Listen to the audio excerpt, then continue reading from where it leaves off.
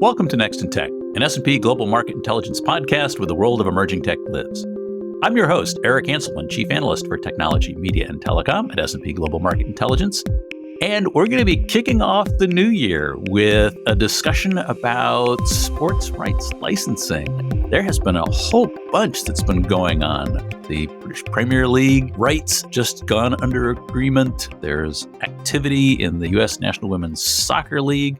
There are all sorts of things that are happening. And to kick off the year right with me, Richard Berndes is coming back to get us going. So, Richard, welcome back to the podcast. It's great to be back, Eric. Nice to be talking to you again. And a lot to talk about. At the end of the year, I guess there was a lot of question as to when some of these deals would close and the negotiations and everything that was going on. But the Premier League has at least gotten the first stage of this out and underway. Yeah, with the Premier League, it's the deal for 2025 to 2029. And there was a lot of discussion around the potential new players coming in, some of the streamers, Disney, DAZN. But in the end, it was quite a simple agreement, really. It didn't get to a second stage. So very interesting times. And again, as you touched on, Eric, the US Women's National Soccer League, there's some big developments there, which would be good to get into. Yeah, well, on the Premier League, I thought it was interesting this year. I guess one of the things we talked about was what that span of those rights deals we're looking at and some of the market image that was, I think, the various participants were looking for. Of course, if we think about the Premier League wanting to give a good impression here, they went for an extra year compared to the previous agreement. That's right. It's the first time the English Premier League has gone to 4 years. Traditionally, it's always been 3-year deals. And they've used that each cycle to basically ramp up the revenue they've taken at each time to try and encourage new players into the market. Obviously, in the last deal, Amazon came in, which made it an interesting development. But they've kept it at 3 years compared to other countries and territories. But in the last couple of years, there's been 6-year deals with Nordic areas. And more recently with America, there's been a 10-year deal for the Premier League. So I think a lot of sports rights now are probably looking for longevity and security of revenue after the COVID issues. So it's not a surprise, but it's an interesting one, Eric. Well, is that something where, again, it seems like from the league's perspectives, they're going to be trading off maybe an opportunity to put together deals that are going to give them better value in the short term. And it seems like they could be concerned about lock-in for rates. But it sounds like for this particular deal, they just wanted to make sure the deal got done and were able to come back from the table with something that I guess everybody could say they were winning on. That's right. I think for the Premier League, I think what they really wanted to see was an increase in revenue. They wanted to see the actual revenue coming through the door going up, which is what they achieved.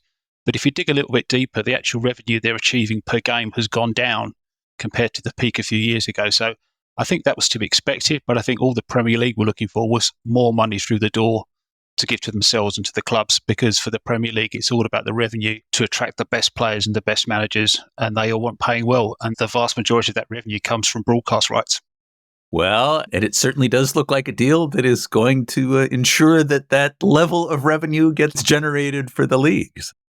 Yes, certainly. 6.7 billion is the figure being reported, which is a roughly about 3% increase on the last deal. But I think the key thing to bear in mind, that's just the domestic deal here in the UK, which is the biggest deal in UK broadcast history. But outside that, the overseas revenue will be added on top of that. And just to sort of touch on that, to give you a bit of sort of reality, in the 23-24 season, the British Premier League, or the English Premier League, sorry, was taking 2 billion in euros per season, whereas the combined top European leagues only achieve 1.2 billion. So that just shows the scale of the Premier League compared to all the other major soccer leagues. Wow. Yeah. It's a dominant position in terms of where that market is. And I guess as we've seen, the Premier League really is the premier venue when we start looking at that.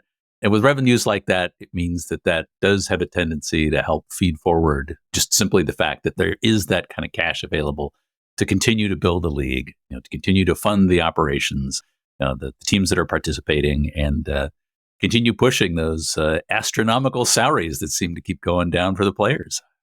Yes. I think, it's the same for most sports. It goes to the players, and that's what attracts the best, and that's what people want to see. And that's essentially what customers want to see. They want to see the best of the best, and that comes at a cost, and that comes generally through pay TV. Well, and that's an interesting piece to this. When we think about which aspects, and for the Premier League deal, it seemed like streaming was not as big of, or as much as I think maybe many anticipated in terms of what that final deal was, actually got settled as. Yeah, I mean, last cycle there was 7 packages available. This time there's only 5 packages available, and not one broadcast could buy all 5 packages. And I think that was a reaction to the last deal where Amazon came into the Premier League, and they were essentially gift wrapped a deal by the Premier League of roughly 30 million per season, which is not a lot. And for that, they got 2 complete cycles of matches for a whole weekend. And I think that was just trying to entice streamers and also to show streamers that live soccer could work. So it was an enticement from the Premier League, I believe, to get Amazon involved. And I think for Amazon, where they showed the games was very interesting. They had their game at the beginning of December and on Boxing Day, which are obviously key trading times for Amazon and Amazon Prime around Black Thursday and sales and things like that. So for Amazon, I think it gave them a really robust set of data they didn't have before on live sports. And I think they used that very, very well in their marketing. Now, for them, it was a bigger package and it would cost more money for Amazon. And I don't think Amazon were ever going to go for it, to be honest with you. But the other thing Amazon do have is they have Champions League rights starting next season. So they still do have live football presence, but it won't be Premier League. That is interesting because, of course, this year, Amazon was streaming here in the States American football over the Thanksgiving holiday and had the Black Friday rights. And it seems like it's exactly the same thing that you're describing, which is that they want to do that combined sports and selling integration piece that hopefully helps to foster the actual selling events because they can go run advertising, do merchandising tie-ins with the sports events that they're actually streaming. Yes, I think for Amazon, we have to remember they're a commerce business and their content has developed off the back of that. And I just think for the sport, because it is such a unique, valuable audience, that getting that analysis and data of how people watch live sport and how they interact with things was key for Amazon. So I think they probably realised they've got enough out of it with the deal they had last time. But obviously, they've still got the Champions League rights coming up, which they've got in a few territories as well. So they still will have a presence in live European football and obviously the high end as well with the Champions League. Interesting. Well, when we think about what that presence is and the participants and that spread of participants in this market, we talked about the U.S. National Women's Soccer League. They've just completed a groundbreaking deal that has a dramatic increase in revenue. You think about what they've done, and certainly great visibility, but also a really interesting deal. Yeah, I think what you sort of see with the latest deal, you've got a lot of pay TVs going in there compared to like the free-to-air exposure was getting before. And this is an age-old debate with live sport in terms of what they do with their rights. Obviously, free-to-air gives the bigger exposure to so many more people. Pay TV, the audience is going to be smaller because everyone has pay TV. But the reason pay TV wants sports rights is because of that fantastic commercial profile it delivers. But also, I think that sport is probably one of the few things now that people have to watch live. It's sort of edgy, you see water cooler moment stuff that you can't stream or catch up on. You have to watch it live. And that means you have to watch it together. The world watches it together. The 100 meters final at the Olympics, for example, you don't want to miss that. You want to watch that live. And that's the unique thing that sport brings to any broadcaster, be it Amazon, CBS, ESPN. It's that unique live moment in the world that can't be repeated. And that's the value of sport. It's that immediacy, it's the urgency, it's the right here and now. It is. And I think generally you do get a very commercially viable profile of a lot of sport. It's generally the male audience and an upmarket male audience. And that changes depending on the sport, really.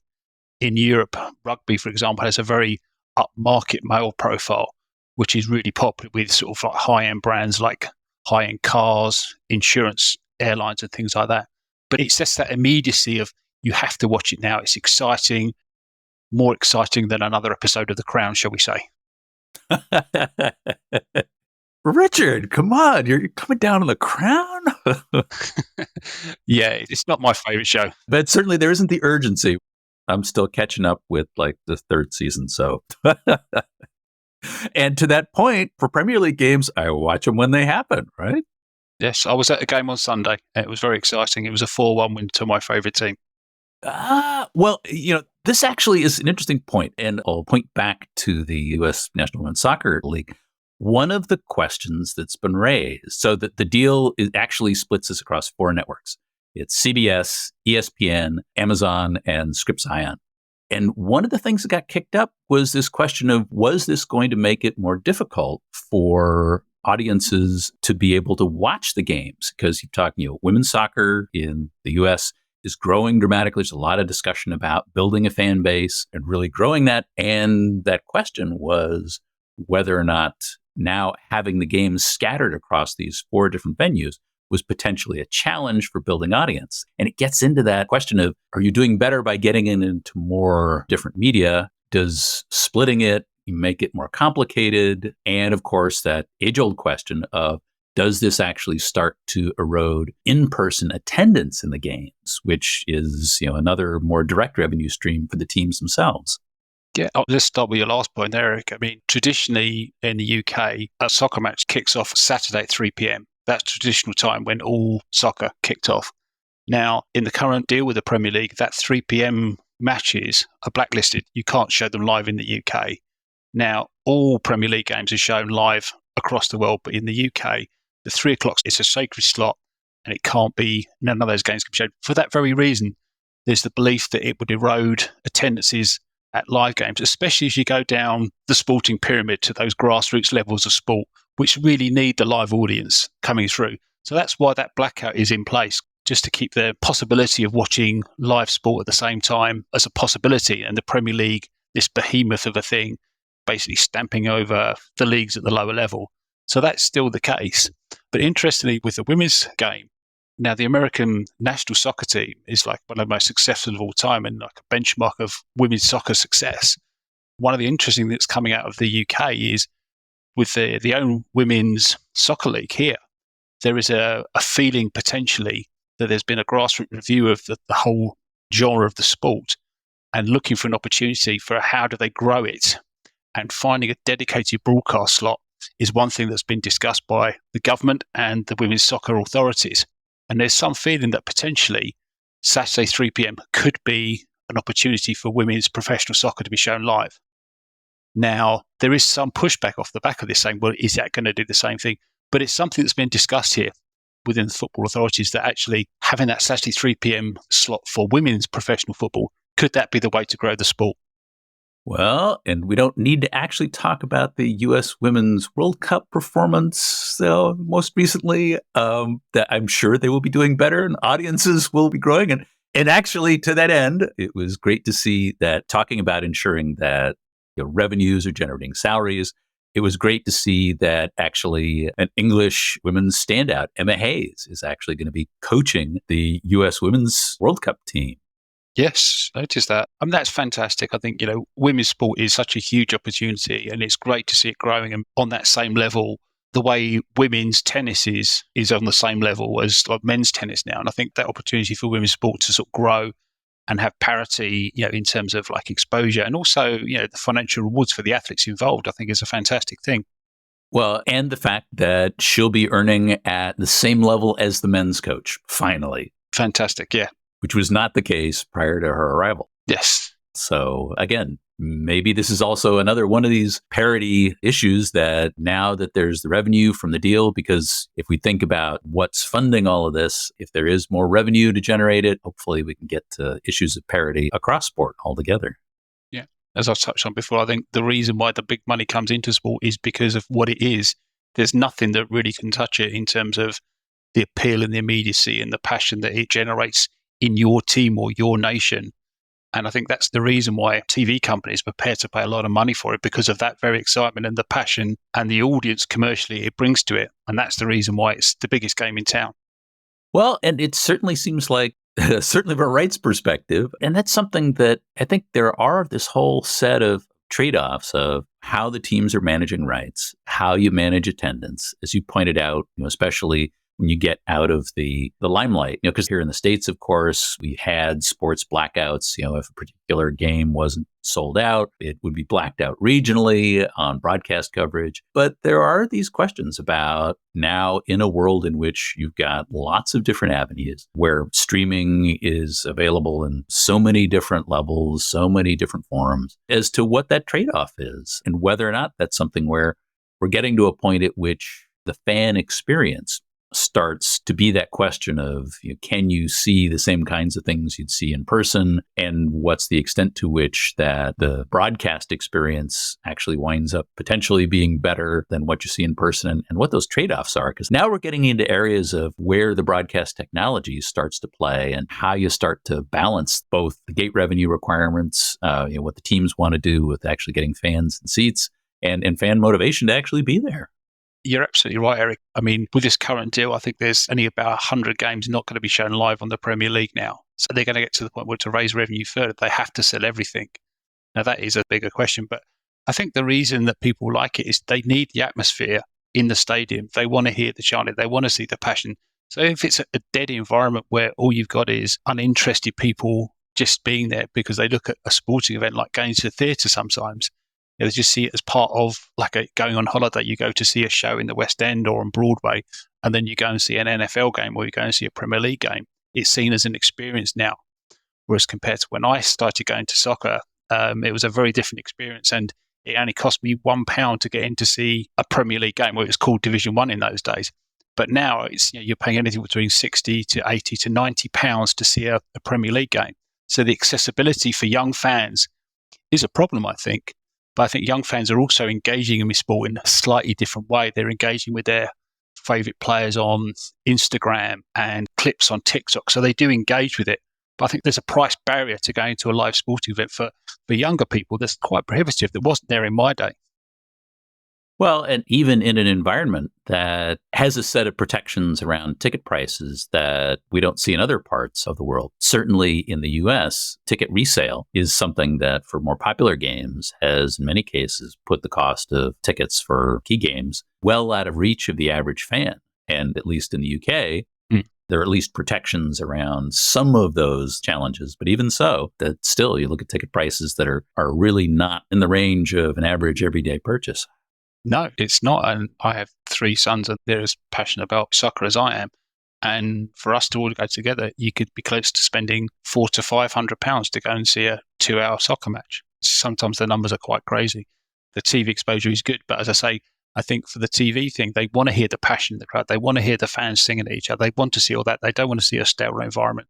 So it's a balancing act that needs to be managed in the same way whether you go pay TV or free to air. It has to be a balancing act for that exposure. For commercial clients, for example, they need the big exposure on the free to air channels to get those big audience numbers that sponsors want as well. So it is a balancing act of how much pay TV, how much free to air exposure you get. That's one of those things, if you think about how they're really looking at leveraging revenue, much of this is really about both what is the short-term gain and being able to get the broadcast out there, to being able to look at revenue from the pay TV angles and looking to then also hopefully balance that with the in-person attendance and ticket sales and the gate at the stadium themselves. Yes, I think there's a big opportunity, I think, with the metaverse. S&P we've touched on a few times, and how clubs are using the metaverse to give fans the experience of real-time being at the game. Manchester City, who are the champions here in the Premier League, and Real Madrid, who are the biggest club in Spain, arguably the biggest soccer club in the world. They're very hot on their metaverse experience for their fans. You can actually walk around the stadium and be part of the experience, because you might be able to go to the game, but you are, to Real Madrid, you're as much a fan if you're in Beijing as you are in Madrid. And the opportunities that presents to the club to market to those fans and have those one-to-one connections with fans, which is so important for any brand to grow. And that metaverse, I think, presents that opportunity. There's now scarves available that measure the passion of the fans. They have technology now that sort of basically measures where the busiest concession stands in the stadium. If one's busy, they open another one up. So the whole way metaverse is interacting with sport is a very interesting space. Oh, well, it's the metaverse, it's the further digitization and the Internet of Things and instrumentation of the stadium itself. and new angles of fan experience. I guess that also starts to open up that question of, is the fan experience in the stadium something that exceeds what they can actually get from a metaverse experience? Of course, if you aren't physically able to travel to the stadium, that opens up a whole new door. But interesting to see what those trade-offs are. Because we talk about all of the extension of better camera systems. If we look at all of the additional camera capabilities, the multi-angle views. And I know last weekend I was certainly watching a set of contested calls and trying to figure out what was where. But what I could see from the broadcast were a set of things that would be harder to see if you were a fan, unless, of course, you've got the ability to go stream those same video-assisted referee calls back to fans that are actually in the stands so they can actually see what's going on at the same time. Well, I think most soccer fans here in the UK are fed up to the back teeth with VAR. It doesn't seem to be working here in the Premier League. It is a minefield. I think the idea was good. It's now been used so often that if you slow an incident down 20 times and show it from 15 different angles, you're going to put a doubt in someone's mind. Whereas actually, would the referee have made the right call in the first place? If you just had goal line technology, that's sort of black and white, yes or no. But there's been so many mistakes and bad calls with VAR. I think it's good, but I think it probably needs to be refined. Well, it opens up that door to what the fan experience happens to be. And is what you're trying to achieve a little bit of that human element in the game? And if what you're identifying before is you want the passion, you want the fans to be focused on the game itself. And if you step back and have a fully technical assessment of what the game looks like, maybe that actually drains a little bit of the passion out of it. If you just think about it, in soccer now, you can't celebrate a goal. One of the greatest joys in life is seeing your team score a goal, a last-minute winner, an equalising goal against your deadliest rivals. And that effectively has been cut by 30% because you can't celebrate because it's going to be reviewed. You got to pause, you got to think. Yeah, you can't properly celebrate a goal. As a sports fan, one of the greatest pleasures in life is you're going nuts in the stand with your friends and your fellow fans, but you can't do that anymore. Well, and that's a pretty unique situation with soccer specifically because it is a game that flows. And so much of that, it's continuous play. Yes. If you look at American football, it's stop, start, stop, start, stop, start. So the time for video review is actually built into the way the game flows. Time for commercials is right as well.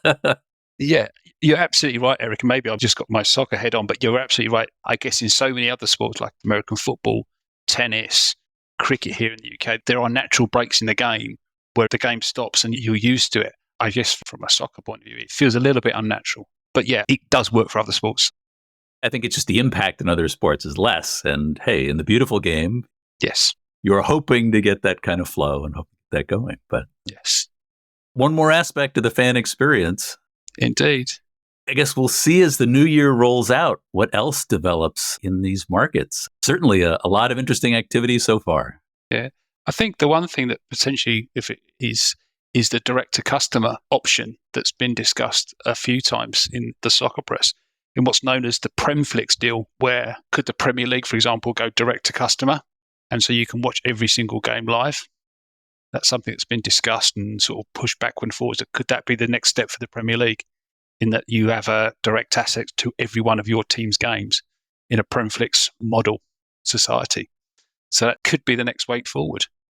Well, I know the last time we were on, we were talking about FIFA and their desire to reclaim the rights to what was the FIFA interactive game. Yes. That, of course, now Electronic Arts is gone off and it continues to sell under the FC brand. Yes. And it doesn't seem like FIFA's done much in terms of being able to shift the gaming capabilities they have. I wonder if the Premier League would be in a similar sort of challenge trying to build a capability to actually do the direct capability to direct access to fans, because that'd be a big step. It would be. And I think it'd be very hard because I think, as the Premier League have sort of said on this issue, they are an organisation that essentially puts on roughly 300 football games a year. That's all they do. But they're not a broadcaster. They don't have the capability to broadcast every single game in so many different languages with so many different compliance things. I think it's one of these issues that's been picked up and discussed and said, why can't we do this?